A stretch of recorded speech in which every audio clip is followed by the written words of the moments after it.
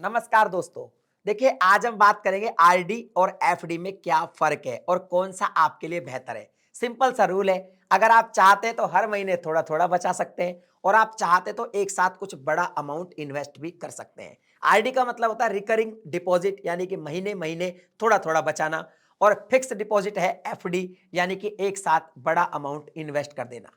आपको clearly simple तरीके से समझाऊंगा कौन सा आपके लिए बेस्ट है और किस में क्या फायदा होता है। अगर वीडियो पसंद आए तो वीडियो को लाइक भी कर देना, इस चैनल को भी सब्सक्राइब कर देना, बिकॉज मनी रिलेटेड कंटेंट आपको इस चैनल पे मिलते रहेंगे। सबसे पहले कॉन्सेप्ट को समझ लेते हैं। एफडी फिक्स डिपॉजिट का कॉन्सेप्ट क्या है, इसका एक सिंपल एग्जांपल से समझते हैं कि अगर मान लीजिए आपके पास 1 लाख रुपया पड़ा हुआ है जो आपके लिए एक्स्ट्रा है, अभी आपके कोई काम का नहीं है, या फिर वो अमाउंट ज्यादा भी हो सकता है, कोई भी अमाउंट जो आप फिक्स टेन्योर के लिए और एक फिक्स इंटरेस्ट के बेस पर बैंक में डिपॉजिट कर देते हैं। मान लीजिए बैंक ने आपको कहा कि 6% का अभी एफडी पर इंटरेस्ट चल रहा है, तो 1 लाख रुपए को अगर आपने 1 साल के लिए एफडी करवा दिया, तो यानी कि 1 साल के लिए आपने 6% एक फिक्स इंटरेस्ट पे एफडी करवा दी।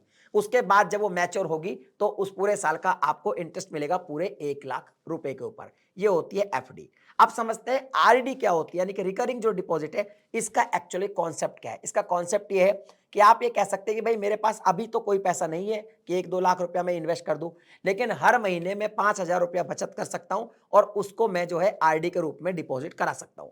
तो जैसे आपने हर महीने मान लीजिए 5,000 रुपया डिपॉजिट कराया, तो हर महीने आप जमा तो कराएंगे, वो पैसा ऐड होता रहेगा, लेकिन यहां भी इंटरेस्ट फिक्स है। मान लो 6% ही इंटरेस्ट है, तो लेकिन आज आपने 5,000 रुपया कराया, फिर अगले महीने 5,000, फिर उससे अगले महीने 5,000, तो आपका इंटरेस्ट तो यहां भी 6% है, लेकिन पैसा धीरे धीरे ऐड होगा। और मान लीजिए 1 साल बाद ये आरडी भी आपकी मैच्योर हो जाती है, तो आपको जो रिटर्न जो पैसा आएगा वो एफडी से कम आएगा, बिकॉज पूरा पैसा एक साथ काम पे यहाँ पे नहीं लगता है, हर महीने धीरे धीरे ऐड होता रहता है। तो ये दोनों अलग अलग कॉन्सेप्ट होते हैं। अब यहाँ पे थोड़ा समझते हैं कि हमें कब क्या करवाना चाहिए। देखिए, अगर आपके पास सिंपल सा तरीका है, कोई पैसा पड़ा हुआ है, लेट से 5 लाख रुपया एक्स्ट्रा पड़ा हुआ है, जिसकी अभी आपको कोई रिक्वायरमेंट नहीं है, 1 साल बाद रिक्वायरमेंट होगी, तो आप उसकी एफडी करवा सकते हैं। बिकॉज आपने 1 साल की अगर एफडी कराई तो एक फिक्स इंटरेस्ट के हिसाब से आपको पूरे 1 साल का उस पूरे पैसे पर इंटरेस्ट मिलेगा, यानी आपने पूरा पैसा एक साथ काम पर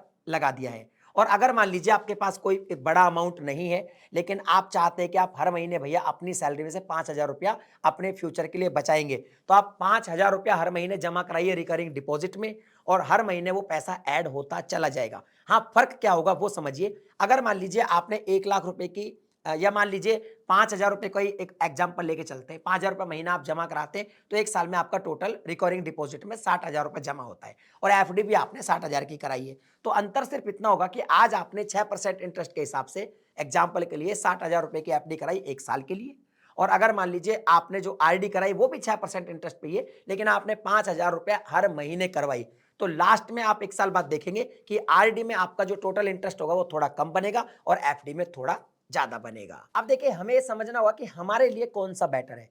तो सिंपल सी चीज है कि इंटरेस्ट तो आपको लगभग सेम ही मिल रहा है, लेकिन अगर आपके पास बड़ा अमाउंट पड़ा है तो आप एफडी करवा सकते हैं, और अगर आप हर महीने आरडी करवाना चाहते हैं, आप हर महीने जो बचत करने की हैबिट है उसको डेवलप करना चाहते हैं, तो फिर आप आरडी करवा सकते हैं। और अगर मान लीजिए आपके पास कोई अमाउंट भी लमसम पड़ा हुआ है, तो आप उसकी एफडी भी करवा सकते हैं, और आप हर महीने जो आपकी हैबिट है सेविंग करने की, उसको अगर डेवलप करना चाहते हो तो आरडी भी करवा सकते हैं, यानी दोनों चीज भी एक साथ करवा सकते हैं। तो आपको अपनी सिचुएशन के अकॉर्डिंग ये फैसला लेना होगा कि आपके लिए आरडी बेस्ट है, एफडी बेस्ट है, या फिर दोनों ही आपके लिए सही रहेगी। तो अब आप मुझे कमेंट में बताइए कि आपको एफडी ज्यादा सुटेबल है या फिर आरडी ज्यादा सुटेबल है। और हाँ, एक चीज ध्यान रहे, अगर आप अपनी कोई ओपिनियन कमेंट में लिखें तो उससे पहले ये सोचें कि मैंने इस वीडियो में सिर्फ आरडी और एफडी का ही कंपैरिजन किया है। अगर हम चाहें तो इस पे एफडी के साथ म्यूचुअल फंड का भी कंपैरिजन कर सकते हैं। अगर आप बहुत कमेंट करेंगे तो अगला वीडियो मैं वो भी बना दूंगा। अगर ये वीडियो पसंद आया तो लाइक करना। मिलता हूं अगले वीडियो में नए टॉपिक के साथ, तब तक के लिए जय हिंद।